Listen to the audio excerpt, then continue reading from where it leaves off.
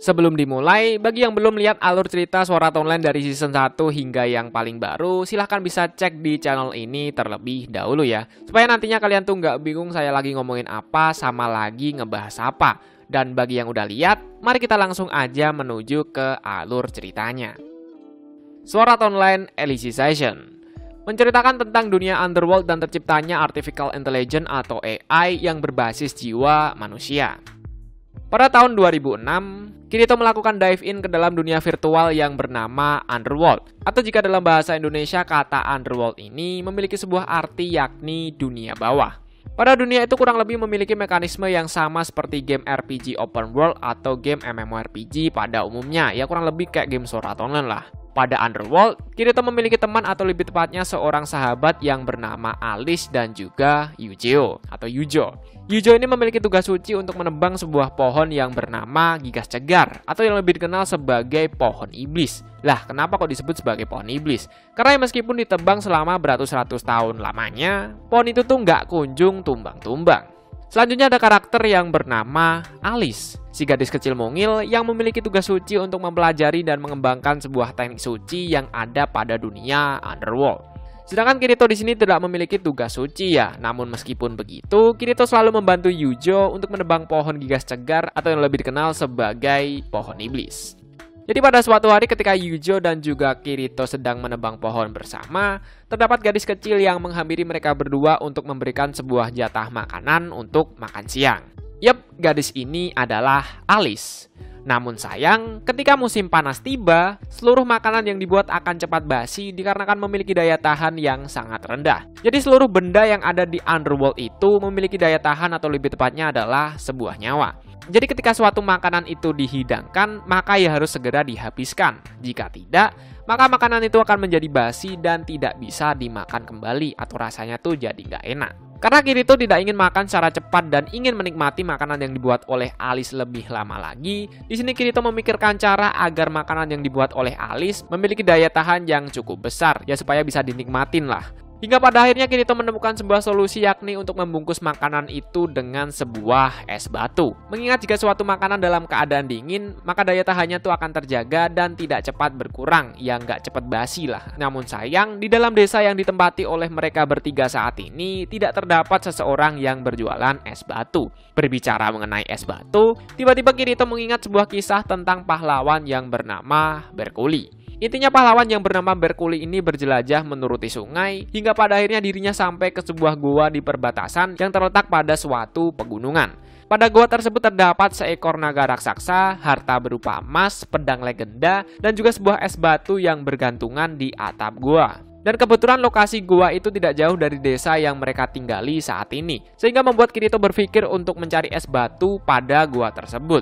Siapa tahu dapat, kan sekalian bisa dijual. Kapitalis. Tapi berdasarkan indeks tabu atau kitab tabu, anak kecil dilarang bermain di daerah gua dan seluruh umat manusia yang ada dilarang untuk melewati perbatasan yang terletak di daerah pegunungan. Nah kebetulan gua yang ada es batunya tuh terletak pada perbatasan di daerah pegunungan. Namun dikarenakan Alice lebih paham mengenai isi atau makna dari indeks tabu, dia berkata bahwa selama tidak melewati perbatasan maka tidak akan melanggar indeks tabu. Karena Alice selaku peneliti teknik suci berkata seperti itu, akhirnya mereka bertiga sepakat untuk pergi ke gua itu pada keesokan harinya. Buat yang bingung, jadi indeks tabu itu semacam hukum atau undang-undang yang diciptakan oleh pihak gereja pusat. Hukum pada indeks tabu itu bersifat mutlak dan tidak boleh dilanggar, dan barang siapa yang melanggar, maka akan diberikan hukuman yang sangat berat hingga berujung pada kematian. Hari pun berganti. Di sini mereka bertiga pergi dan berhasil sampai ke gua yang katanya ada es batunya. Dan benar saja, pada gua tersebut terdapat banyak sekali es batu. Bahkan terdapat sebuah pedang biru yang bernama Aobaranoken atau pedang mawar biru. Namun dikarenakan pedang itu terlalu berat untuk dibawa, akhirnya mereka bertiga memutuskan untuk mengambil es batu aja. Toh dari awal tujuan mereka adalah untuk mencari es batu agar dapat membuat makanan yang dibuat dapat bertahan lebih lama lagi. Ketika ingin pulang, mereka lupakan rute yang digunakan untuk masuk ke dalam gua tadi. Alhasil, membuat mereka tersesat dan justru malah menuju ke perbatasan tempat wilayah Dark Territory berada. Ketika mereka bertiga berada di perbatasan, ingat belum melewati perbatasan loh ya, berada di perbatasan. Mereka melihat kesatria dari kerajaan manusia dan kesatria dari Dark Territory yang sedang baku hantam di atas langit menunggangi seekor naga. Tek tek tek tek tek, singkat cerita pertempuran pun dimenangkan oleh kesatria yang berasal dari kerajaan manusia. Sehingga membuat kesatria yang berasal dari Dark Territory pun terjatuh tepat di depan mata Alice, Kirito, dan juga Yujo. Melihat kesatria dari Dark Territory yang jatuh tepat di depan matanya, membuat Alice ini ingin menyelamatkan kesatria itu. Namun masih ingatkah kalian dengan peraturan dari Indeks Tabu yang berkata bahwa umat manusia dilarang untuk melewati perbatasan? Di sini meskipun Kirito dan Yujo berhasil menghentikan Alice agar tidak menolong kesatria itu, namun tiada angin, tiada hujan, justru si Alice ini malah terpleset dikarenakan tersandung oleh batu, sehingga membuat jari tangan dari Alice ini memasuki kawasan dari Dark Territory. Atau secara sederhana ya, tangannya Alice ini sudah melewati sebuah perbatasan. Karena hal itu sudah melanggar larangan dari Indeks Tabu, tepat beberapa saat setelah Alice melewati perbatasan, muncul seseorang misterius dari langit yang bertugas untuk melaporkan si Alice ini bahwasanya Alice sudah melanggar larangan dari Indeks Tabu. Biar lebih mudah, kita sebut aja orang misterius ini sebagai Kang Report. Karena tugasnya itu ngelaporin orang atau nge-report orang. Makanya namanya Kang Report alias tukang report. Setelah terreport, singkat cerita mereka bertiga berhasil menemukan jalan untuk pulang ke desa. Dan tepat beberapa hari setelah Alice melanggar Indeks Tabu, kesatria integritas pun datang ke desa. Kedatangan kesatria integritas ini yakni bertujuan untuk menangkap dan mengeksekusi Alice. Alasannya ya dikarenakan si Alice ini telah melanggar Indeks Tabu. Ketika kesatria integritas ingin membawa Alice ke gereja pusat, Kirito berusaha mati-matian untuk menyerang kesatria integritas dan berusaha untuk menghentikan kesatria itu. Namun dikarenakan Kirito masih berwujud anak kecil dan tidak memiliki sebuah senjata, alhasil usaha yang dilakukannya pun berakhir sia-sia. Di sini Yujo pun juga ingin menyelamatkan si Alice. Namun ketika dirinya ingin menyelamatkan si Alice, mata milik Yujo ini mendadak mengeluarkan sebuah kode yang berwarna merah di matanya. Sehingga membuat Yujo ini juga gagal dalam menyelamatkan si Alice. Dan pada akhirnya, Alice pun dibawa kesatria integritas ke gereja pusat untuk dihukum sekaligus dirinya akan dieksekusi sampai mati. Ya dieksekusi mati kan. Tepat setelah Alice dibawa pergi oleh kesatria integritas, Kirito pun mendadak tersadar dari dive-in-nya. Atau secara sederhana Kirito ini terlock out lah. Itu adalah bagian prolog mengenai dunia bawah atau yang lebih dikenal sebagai Underworld. Mari kita kembali ke dunia nyata sebentar ya. Karena akhir tahun terdapat event turnamen BOB pada game GGO, di sini Sinon mengajak Kirito dan Asuna untuk ketemuan di kafenya Egil dalam rangka membahas tentang turnamen BOB. Pada saat mereka bertemu, di sini Asuna dan Sinon menyadari bahwa tubuh milik Kirito ini semakin lama kok malah semakin kurus. Mereka curiga Kirito menjadi kurus dikarenakan dirinya kerja paruh waktu di sebuah perusahaan yang sangat-sangat mencurigakan. Karena Kirito terus didesak untuk menjawab pertanyaan dari mereka, akhirnya Kirito pun menceritakan tentang kerja paruh waktunya ini. Jadi Kirito ini merupakan pekerja paruh waktu di sebuah perusahaan yang bernama RAT. Nah, RAT ini adalah perusahaan yang mengembangkan sebuah teknologi yang bernama STL atau Soul Translator. Dengan menggunakan teknologi ini, Kirito bisa dive in ke dalam dunia virtual yang bernama Underworld atau dunia bawah. Waktu dalam Underworld ini bisa dibilang lebih cepat dari waktu di dunia asli. Misalnya perbandingannya adalah 1 menit di dunia nyata sama dengan 1 hari di dunia bawah atau Underworld. Misalnya, ketika Kirito masuk ke dalam Underworld, dirinya tidak bisa membawa ingatan dari dunia nyata, atau dengan kata lain sama aja Kirito terlahir di dunia yang baru dengan ingatan baru. Dan ketika Kirito log out, dirinya juga tidak bisa mengingat tentang kejadian pada dunia bawah atau Underworld. Kenapa kok bisa seperti itu? Karena seluruh ingatan dan jiwa milik Kirito ini disimpan ke dalam sebuah alat penyimpanan yang bernama Light Cube. Dan nama proyek dari pengembangan dunia virtual yang bernama Underworld yakni adalah Alicization, sama seperti judulnya ya. Sebenarnya masih banyak penjelasan yang harus disampaikan, namun dikarenakan kalau kebanyakan penjelasan malah bikin pusing, jadi kita akan bahas sambil berjalan aja lah ya. Bla bla bla bla bla. Setelah membahas seputar turnamen BOB dan juga sekilas tentang dunia virtual Underworld, karena hari sudah menjadi malam, akhirnya mereka bertiga pun memutuskan untuk pulang ke rumah masing-masing. Ketika Kirito mengantar Asuna untuk pulang ke rumahnya, tiba-tiba ada seseorang misterius yang datang untuk menghampiri mereka berdua. Ternyata, orang misterius ini merupakan Dead Gun ketiga yang berhasil selamat dari insiden game GGO pada season 2 kemarin. Orang ini bernama Johnny Black. Jadi Johnny Black ini merupakan anggota terakhir dari guild yang bernama Laughing Coffin, katanya loh ya. Tek tek tek tek tek, dengan cepat si Johnny ini langsung menyerang Kirito menggunakan sebuah suntik beracun. Sementara itu, Kirito mencoba untuk melumpuhkan si Johnny bermodalkan sebuah payung. Singkat cerita, Kirito pun berhasil melumpuhkan kakinya si Johnny ini. Akan tetapi di sisi lain, Kirito juga terkena suntik beracun dari si Johnny tepat pada bagian jantung milik Kirito. Setelah terkena suntik beracun dari si Johnny, dengan cepat Kirito langsung kejang-kejang hingga pada akhirnya dirinya pun tidak sadarkan diri atau pingsan. Melihat Kirito yang mendadak tumbang tepat di depan matanya, dengan cepat Asuna langsung menelepon ambulan untuk melarikan Kirito ke rumah sakit secepat mungkin. Setelah Kirito dan Asuna sampai di rumah sakit, tak lama kemudian ibunya Kirito dan juga Suguha pun ikut menyusul.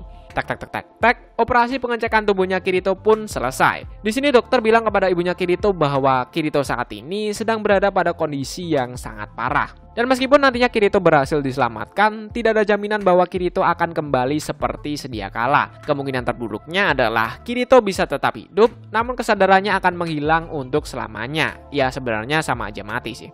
Dokter menyarankan kepada keluarganya Kirito untuk segera memindahkan Kirito ke rumah sakit yang lebih memadai dalam segi peralatan medis. Dan beberapa saat kemudian, Kikokasan atau selaku partnernya Kirito dalam menangani kasus Death Gun sekaligus merupakan staf dari perusahaan RAT pun datang. Di sini Kikokasan memberikan sebuah formulir persetujuan untuk memindahkan Kirito ke rumah sakit yang lebih canggih kepada ibunya Kirito. Karena ibunya Kirito mengutamakan keselamatan anaknya, maka dengan cepat ibunya Kirito ini langsung menandatangani formulir persetujuan itu. Setelah itu, Kirito pun langsung dijemput oleh mobil ambulan dan segera dipindahkan ke rumah sakit yang lebih memadai. Keesokan harinya, Asuna dan Suguha pun pergi untuk menjenguk si Kirito ini. Siapa tahu tiba-tiba udah sadar. Namun bukannya bertemu dengan Kirito, mereka berdua malah tidak diizinkan untuk melihat atau menjenguk si Kirito ini. Karena curiga, Asuna langsung menghubungi anaknya sendiri yang bernama Yui dan menyuruh Yui untuk melacak posisi Kirito berada. Karena kebetulan di dalam tubuhnya Kirito itu terdapat sebuah alat pelacak yang dipasang oleh staf dari perusahaan RAT. Dan benar aja, bukannya dibawa ke rumah sakit beneran, Kirito justru dibawa ke pelabuhan untuk dibawa ke tengah laut, tempat di mana perusahaan RAT berada. Yap, rumah sakit canggih yang dimaksud oleh Kikokasan yakni adalah perusahaan RAT. Di mana pada perusahaan ini memang benar memiliki peralatan medis yang sangat canggih, di mana memungkinkan untuk membuat Kirito ini lekas normal kembali. Seperti yang saya bilang di alur cerita sebelumnya bahwa pada seri Sword Art Online Alicization ini terdapat tokoh baru yang bernama Rinko Kojiro. Secara singkat cerita, Rinko Kojiro ini merupakan ceweknya si Kayaba Akihiko atau selaku pencipta sistem kardinal dan juga game Sword Art Online. Di sini Asuna menyuruh Yui untuk mencari seseorang yang bernama Rinko Kojiro dan pada akhirnya Yui pun berhasil mendapatkan alamat email yang digunakan oleh Rinko Kojiro ini. Dengan cepat Asuna langsung menghubungi Rinko Kojiro untuk meminta bantuan agar dapat pergi ke perusahaan RAT tempat di mana Kirito berada saat ini. Karena kebetulan si Rinko Kojiro ini juga memiliki hubungan yang sangat erat dengan perusahaan RAT. Jadi bisa sesuka hati datang dan pergi ke sana. Singkat cerita, Asuna dan Rinko Kojiro pun pergi ke Ansen Turtle atau sebuah pulau buatan yang seperti kura-kura tempat di mana perusahaan RAT berada saat ini. Tentu mereka berdua di sini pergi menggunakan sebuah helikopter ya. Sesampai di sana, mereka berdua bertemu dengan Kikokasan dan juga Hikakun atau selaku pencetus dan pengembang dunia bawah atau Underworld. Di sini Asuna sangatlah marah karena Kikokasan telah membohongi dirinya dan juga keluarganya si Kirito ini. Namun dikarenakan tujuan utama Kikokasan adalah menyelamatkan Kirito dengan cara memperbaiki otaknya menggunakan STL atau Soul Translator, mendengarkan hal itu, Asuna pun tidak jadi marah. Di sini Kikokasan juga menjelaskan tentang tujuan dari terbentuknya Project Alicization yang sebenarnya. Tujuannya yakni untuk membuat artificial intelligence atau suatu kecerdasan buatan namun berbasis jiwa manusia. Perusahaan RAT telah berhasil menyalin jiwa manusia ke dalam sebuah perangkat komputer. Sebutan untuk jiwa yang berhasil disalin ini disebut sebagai Flactolite atau Flaclite. Sedangkan alat untuk menyimpan Flaclite atau Flactolite itu bernama Light Cube. Jadi seluruh penduduk yang ada di Underworld itu benar-benar orang hidup. Dan juga tentunya memiliki kesadaran layaknya manusia pada umumnya. Jadi ya bukan NPC terprogram lah. Namun di sini meskipun seluruh penduduk di Underworld itu memiliki kesadaran dan perasaan layaknya manusia pada umumnya, akan tetapi mereka tidak bisa menentang hukum yang tertulis pada Indeks Tabu. Alasan kenapa Kirito sangat dibutuhkan dalam Project Alicization sih intinya adalah untuk mempengaruhi penduduk di Underworld agar bisa menentang Indeks Tabu. Dan ketika ada penduduk di Underworld yang bisa menentang Indeks Tabu, maka secara sederhana Project Alicization pun dapat terselesaikan. Dan benar aja, ketika Kirito pertama kali melakukan dive in ke dalam Underworld, Kirito sudah bisa mempengaruhi satu penduduk yang bernama Alice. Dimana Alice ini tuh berhasil melanggar indeks tabu, sama seperti yang saya jelaskan di awal pembahasan tadi. Namun sayang, ketika Alice ini berhasil memenuhi ekspektasi dari perusahaan Rat, seketika Alice langsung dibawa ke gereja pusat untuk dieksekusi hingga mati. Jadi project Alicization-nya tuh terpaksa harus dilanjutkan kembali, ya karena belum selesai lah. Perusahaan Rat juga berhasil membuat robot AI, namun saat ini ya masih belum sempurna. Nama sementara untuk robot AI ini bernama Ichiemon. Selain itu, perusahaan Rat juga memiliki sebuah robot khusus yang bernama Niemon, di mana teknologi pada Niemon ini sudah didesain sedemikian rupa agar dapat digunakan untuk wadah Flactolito dari penduduk Underworld. Ya intinya robot ini tuh akan digunakan untuk penduduk di Underworld supaya bisa hidup di real world atau dunia nyata. Bla bla bla bla bla. Setelah bermusyawarah, Asuna bersama Rinko Kojiro pun pergi ke tempat Kirito berada saat ini, tapi ya di dunia nyata, bukan di Underworld. Di sini mereka berdua melihat dua mesin Soul Translator atau mesin STL dengan spesifikasi yang sangat tinggi. Yang satu dipakai Kirito dan yang satunya tuh masih nganggur atau nggak kepakai. Di sini Kirito juga dirawat oleh dokter cantik yang dulunya pernah merawatnya di waktu insiden pada Arch Gigio pada season 2 kalau nggak salah. Setelah mendengar penjelasan dari saya yang muter-muter dan juga bikin pusing, mari kita kembali ke dunia Underworld supaya bisa melihat si Kirito ini. Tapi ya seperti biasa, setelah pesan berikut ini. Buat yang lagi nyari situs nonton anime di mana, silahkan cek di deskripsi video ya. Pada dunia bawah atau dunia virtual Underworld, Kirito bingung apakah dirinya saat ini sedang berada di dunia nyata atau dunia virtual. Karena jika dirinya berada di dalam Underworld, maka secara otomatis Kirito tidak akan memiliki ingatan dari dunia aslinya. Nah di sini kebetulan Kirito tuh memiliki ingatan dari dunia aslinya, makanya dia tuh kebingungan. Ini tuh di dunia virtual apa di dunia nyata? Karena ingin memastikan akan hal itu, Kirito pun memutuskan untuk berkeliling di sekitar tempat itu. Hingga pada akhirnya, Kirito pun bertemu dengan seorang pemuda yang sedang menebang pohon iblis. Pemuda ini bernama Yujo atau Yujeo. Meskipun Kirito dan Yujo dulunya adalah seorang sahabat dekat, namun di sini mereka berdua tidak mengenal satu sama lain. Bahkan Kirito mengira bahwa Yujo ini merupakan NPC atau player dari dunia asli. Untuk memastikan apakah Yujo ini adalah seorang NPC atau seorang player, Kirito bertanya tentang segala sesuatu tentang Yujo ini. Kemudian Yujo pun bercerita tentang dirinya. Intinya sih, sudah 300 tahun lamanya, generasi milik keluarganya Yujo ini menebang pohon iblis. Dan sekarang, Yujo merupakan generasi kesekian yang memiliki tugas untuk menebang pohon iblis ini. Dari sini Kirito mendapatkan jawaban bahwa Yujo bukanlah seorang player dan juga bukan seorang NPC, melainkan suatu Flactolite atau AI atau sebuah jiwa buatan dari perusahaan Rat. Karena Yujo mengira bahwa Kirito ini adalah orang yang tersesat, Yujo pun menawarkan bantuan untuk mengantarnya menuju ke gereja kecil agar Kirito dapat menginap di sana. Ingin berterima kasih, Kirito pun juga membantu Yujo dalam menebang pohon iblis menggunakan sebuah kampak. Dikala sedang istirahat, Yujo pun bercerita bahwa dulu ketika dirinya sedang beristirahat, ada seseorang yang memberikan jatah makan siang. Yap, orang yang dimaksud Yujo ini adalah Alice. Namun dikarenakan Alice melanggar larangan dari indeks tabu, alhasil Alice dibawa ke ibu kota untuk segera dieksekusi. Setelah mendengar cerita dari Yujo, Kirito pun berpikir bahwa mungkin di ibu kota terdapat sebuah informasi tentang bagaimana cara agar dapat keluar atau logout dari dunia virtual ini. Namun untuk pergi ke ibu kota, Kirito membutuhkan bantuan dari si Yujo ini, mengingat Yujo ini lebih katam di dunia Underworld ketimbang dirinya. Namun sangat amat disayangkan bahwa Yujo ini memiliki tugas suci yang tidak dapat ditinggalkan. Tugas suci tersebut yakni untuk menebang pohon iblis hingga sampai tumbang. Karena Kirito nggak mau nunggu sampai beratus-ratus tahun lamanya, Kirito pun bertanya kepada Yujo bahwa apakah ada senjata yang lebih baik dari kampak ini. Dan beberapa saat kemudian, Yujo pun membawakan Aobara no Ken atau pedang mawar biru. Namun sayang, Yujo tidak bisa menggunakan pedang itu dikarenakan terlalu berat untuk dipegang. Bahkan Kirito yang notabene adalah pendekar pedang pun juga kesulitan untuk mengangkat pedang ini. Karena Kirito terus berusaha untuk mengangkat pedang itu, alhasil dirinya bisa mengangkat pedang itu dan berhasil menggores pada bagian tubuh pohon iblis ini. Meskipun ya susah banget gerakin pedangnya. Setelah dicek, ternyata agar dapat menggerakkan atau menggunakan pedang itu dengan mudah, statistik otoritas pengendalian player harus berada di atas otoritas objek yang akan dikendalikan. Ibaratnya ya level minimal untuk menggerakkan pedang itu tuh harus berada di level 45 terlebih dahulu. Dan jika udah level 45, baru pedangnya bisa dipakai dengan sangat amat mudahnya. Karena hari sudah menjadi sore, sesuai janji, Yujo mengantar Kirito ke gereja agar si Kirito ini dapat beristirahat dan mendapatkan makanan di sana. Dan secara singkat cerita, Kirito pun berhasil mendapatkan izin untuk tinggal di sana sementara waktu. Ketika selesai mandi, Kirito bertemu dengan seorang gadis kecil yang bernama Selka. Nah, Selka ini adalah adiknya Alice. Dan kebetulan si Selka ini juga suka sama Yujo, tapi si Yujonya malah suka sama Alice atau selaku kakaknya sendiri. Kakaknya Selka maksudnya.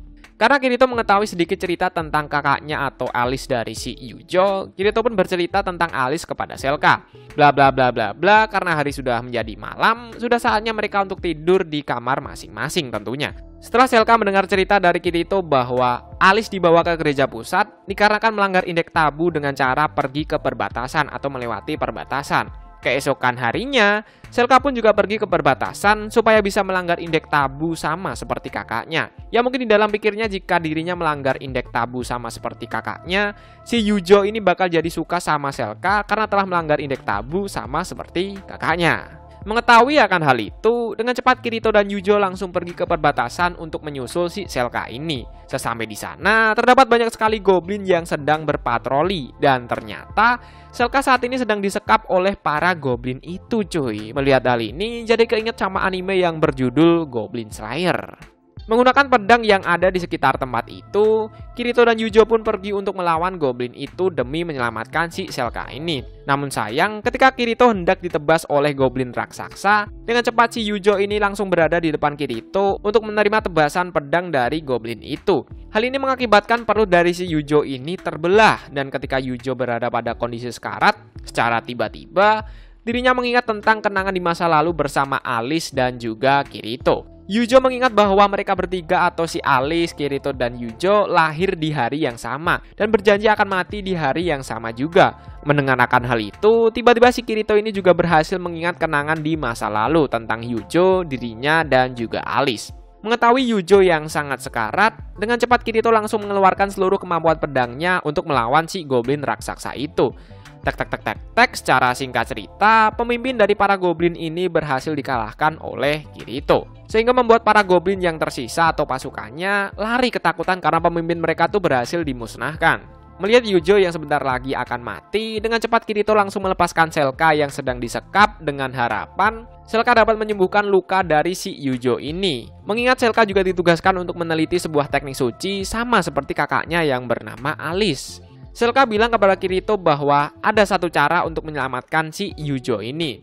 Caranya adalah mentransfer daya tahan atau nyawa mereka kepada si Yujo. Tapi resiko terburuknya jika gagal, Kirito, Selka, dan juga Yujo atau mereka bertiga akan mati secara bersamaan. Karena tidak ada cara lain, Kirito dan Selka pun melakukan ritual itu atau ritual untuk menyembuhkan si Yujo. Ketika proses pentransferan daya tahan atau nyawa, secara perlahan kesadaran milik Kirito ini mulai memudar. Dan ketika Kirito hendak pingsan, secara tiba-tiba ada seseorang yang berbicara kepada Kirito bahwa, "Kirito, aku tunggu di puncak sentral katedral," atau gimana tuh bacanya saya nggak tahu.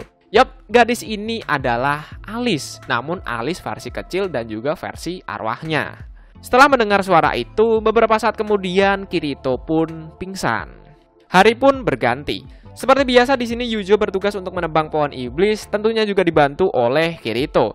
Yup, mereka bertiga termasuk Selka ini berhasil selamat ya. Setelah melawan goblin kemarin, otoritas pengendalian milik Kirito ini jauh lebih meningkat dan berhasil melebihi otoritas objek dari pedang mawar biru. Dengan cepat, Kirito langsung menggunakan pedang itu untuk menebang pohon iblis. Watatweng, dan benar aja. Ketika menerima serangan dari pedang itu, pohon iblis itu langsung memiliki luka sayatan yang sangat besar. Bahkan ceritanya daya tahan atau nyawa dari pohon itu tuh juga ikut menurun secara drastis. Karena Yujo juga ikut melawan goblin kemarin, otoritas pengendalian pedangnya pun juga ikut naik sama seperti Kirito. Sehingga di sini Yujo juga bisa menggunakan pedang itu untuk menebang pohon iblis. Di sini Yujo meminta kepada Kirito untuk diajari menggunakan sebuah pedang.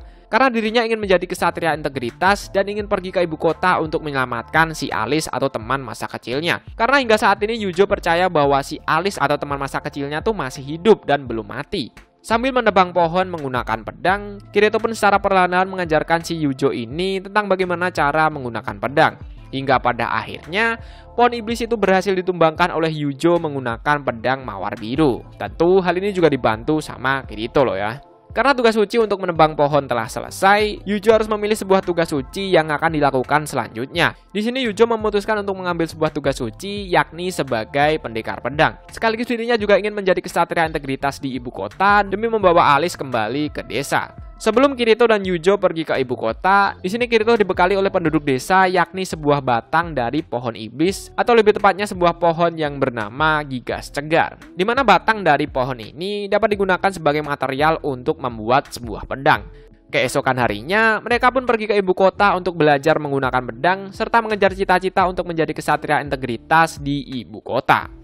Sesampai di ibu kota, Kirito dan Yujo pun bekerja untuk merawat kuda sambil mengasah ilmu berpedangnya.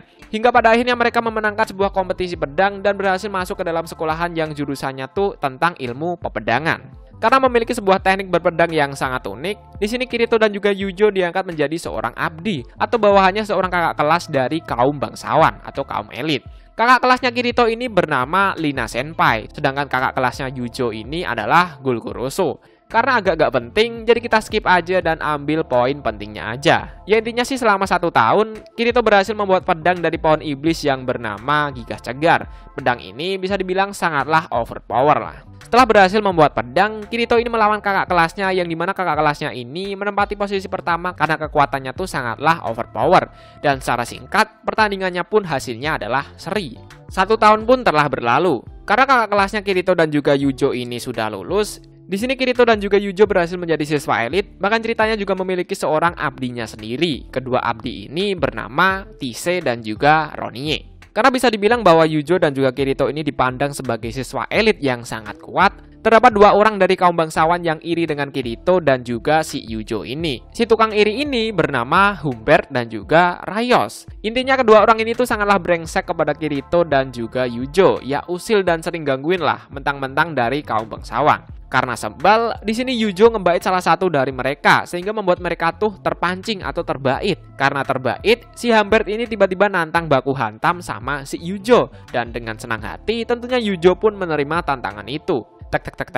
Pertandingan antara Yujo melawan Humbert pun hasilnya seri. Di sini Humbert sangatlah emosi dikarenakan dirinya seri ketika melawan orang yang berasal dari kampung. Padahal dirinya tuh berasal dari kaum bangsawan. Masa sama orang kampung aja kalah di dalam pikirnya. Singkat cerita dikarenakan kesal, di sini Rayos dan juga Humbert pun menggunakan sebuah hak khusus kaum bangsawan untuk mengena-ena Tise dan juga Ronie tepat di depan matanya si Yujo. NTR is real. Bisa dibilang bahwa hal yang dilakukan oleh Humbert dan juga Rayos saat ini tuh tidak bertentangan dengan indeks tabu. Jadinya ya aman aja. Karena sering bergaul dengan Kirito, di sini Yujo pun memiliki sebuah rasa untuk menentang sebuah indeks tabu. Dan barang siapa yang menentang indeks tabu, maka matanya akan menjadi merah hingga pada akhirnya matanya tuh akan meledak. Jadi di sini barang siapa yang menentang peraturan atau hukum yang telah ditetapkan, maka mata dari orang itu akan menjadi merah hingga pada akhirnya akan meledak. Hal ini juga berlaku pada penduduk di daerah Dark Territory juga. Bedanya ya hukum di daerah Dark Territory itu berbeda dengan hukum di kerajaan manusia atau hukum di ras manusia. Karena tidak peduli akan hal itu dan karena tidak segera diobati dengan obat tetes mata, alhasil mata dari Yujo ini menjadi merah hingga pada akhirnya matanya tuh meledak. Ketika mata seseorang ini meledak dikarenakan menentang indeks tabu, maka bisa dibilang pembatas yang ada di dalam dirinya tuh sudah dihilangkan. Dan karena pembatasnya sudah dihilangkan, berarti Yujo saat ini bisa melanggar peraturan dari indeks tabu. Ya intinya udah nggak terikat sama hukum lah. Menggunakan pedang, dengan cepat Yujo langsung memotong tangannya si Humbert ini. Karena tangannya tuh main-main di tubuhnya orang lain. Karena Rayos juga nggak terima temannya dipotong tangannya. Berdasarkan hukum yang tertulis pada indeks tabu, kaum bangsawan boleh mengeksekusi seseorang jika orang tersebut melanggar indeks tabu. Dengan cepat, si Rayos langsung mengambil pedang untuk segera mengeksekusi si Yujo ini. Tapi ketika Yujo akan ditebas oleh pedangnya si Rayos, di sini Kirito pun datang dan berhasil memotong balik kedua tangan dari si Rayos ini. Buat yang nanya, kok Kirito matanya nggak merah dan bisa nentang indeks tabu sih? Mata merah dan juga indeks tabu ini sebenarnya hanya berlaku bagi penduduk asli di Underworld aja. Karena pada dasarnya mata merah ini dibuat oleh sistem agar para NPC atau jiwa yang ada di Underworld itu tidak menentang sebuah sistem. Karena ya Kirito adalah atau merupakan seorang player, makanya Kirito bisa seenak hati untuk menentang atau melanggar dari indeks tabu ini. Secara singkat cerita, Humbert pun lari dikarenakan ketakutan. Dan di sini Rayos juga mati dikarenakan daya tahan atau nyawanya tuh habis ditebas oleh Kirito. Setelah itu Kirito dan juga Yujo pun melepaskan tali yang terikat pada tubuh Tise dan juga Ronie. Sama seperti kejadian pada saat Alice melanggar indeks tabu, tiba-tiba muncul Kang Report yang melaporkan Kirito dan juga si Yujo ini ke pihak gereja pusat agar mereka ini segera ditangkap. Keesokan harinya, penjaga asrama pun nyembuhin matanya Yujo yang rusak dikarenakan meledak. Gak tahu yang pasti karena apa, tapi sepertinya si penjaga asrama ini dulu juga pernah mencoba untuk melepaskan segel mata merah. Namun sangat amat disayangkan dirinya gagal karena rasanya tuh sangat sakit sekali. Dan mungkin dikarenakan penjaga asrama ini respect kepada Yujo, makanya matanya Yujo tuh disembuhin. Mungkin sih. Setelah disembuhin, kemudian penjaga asrama menyerahkan Kirito dan juga Yujo kepada Ksatria Integritas untuk dibawa dan segera dieksekusi di gereja pusat pada esok hari. Dan ternyata Ksatria Integritas ini adalah Alice atau selaku teman masa kecilnya Kirito dan juga Yujo dulu.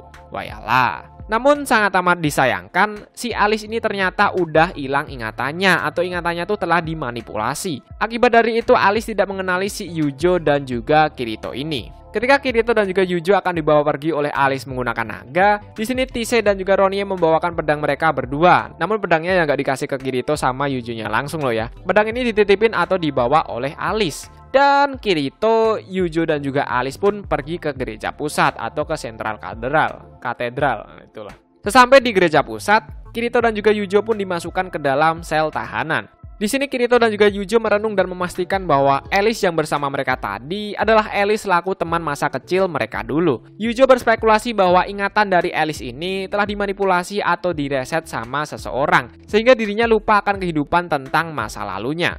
Ingin mencari tahu akan kebenaran dan mencari cara untuk mengembalikan ingatannya Alice, di sini mereka memutuskan dan sepakat untuk keluar dari sel tahanan. Namun jika mereka keluar dari sel tahanan, maka Kirito dan juga Yujo akan dicap sebagai pengkhianat dan kemungkinan terburuknya mereka akan dimusuhi oleh seluruh umat manusia yang ada pada Underworld. Kalau Kirito mah dimusuhin juga nggak masalah, karena ya Kirito ini bukan penduduk asli di Underworld, jadinya ya nggak masalah. Karena tujuan awal Yujo menjadi Ksatria Integritas untuk membawa Alice kembali ke desa, di sini Yujo pun membulatkan tekad untuk keluar dari sel tahanan. Sekaligus Yujo akan menangguh kemungkinan terburuknya, yakni akan dimusuhi oleh seluruh umat manusia yang ada. Singkat cerita, dengan cara membenturkan sebuah rantai yang ada di tangan mereka berdua, Kirito dan juga Yujo pun berhasil keluar dari sel tahanan. Dan perjalanan mereka berdua dalam mencari tahu akan kebenaran sekaligus perjalanan menuju ke puncak Central Katedral pun dimulai. Oke, mungkin itu aja pembahasan mengenai alur cerita Sword Art Online Alicization part pertama atau bagian pertama. Untuk alur cerita part kedua atau bagian kedua akan saya bahas di kesempatan selanjutnya aja karena nantinya kepanjangan. Bagi yang mau lihat pembahasannya dalam bentuk tulisan, bisa lihat di forum Nafas Kuda, link sudah saya taruh di deskripsi. Dari saya itu aja, sampai bertemu di kesempatan selanjutnya. Stay kerat and keep calm. Akhir kata, sampai jumpa.